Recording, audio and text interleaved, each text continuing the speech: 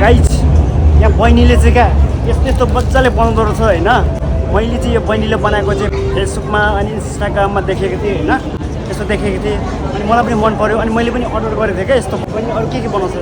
अरू मैले चाहिँ क्ले किचनहरू बनाउँछु अनि क्रोसेट गरेर प्लसीहरू किचन पनि बनाउँछु अनि यो फ्लावर भयो अनि कपालमा लाउने स्क्रन्चिजहरू पनि बनाउँछु। तपाईँहरूले मेरो पेज भिजिट गर्न सक्नुहुन्छ, त्यहाँनिर अरू पनि धेरै भेराइटीहरू छ। मैले पनि बहिनीको चाहिँ इन्स्टाग्राम र फेसबुकको पेजमा देखेको थिएँ होइन अनि मैले बहिनीलाई त्यसमा मैले अर्डर गरेको थिएँ, मेसेज गरेर अर्डर गरेको थिएँ। तपाईँहरूलाई पनि चाहियो भने म चाहिँ मेरो यो भिडियोको तल क्याप्सनमा पनि मेन्सन गरिदिन्छु अनि ट्याग पनि गरिदिन्छु, बहिनीलाई ट्याग गरिदिन्छु। तपाईँहरू पनि एकपल्ट बहिनीको त्यो इन्स्टाग्रामभित्र होइन अनि फेसबुकभित्र गएर तपाईँहरू एकपल्ट भिजिट गर्नुहोला है। अनि त्यस पछाडि चाहिँ तपाईँलाई पनि चाहियो भने मन पऱ्यो भने दामी दामी छ, दामी दामी बनाउँदो रहेछ होइन।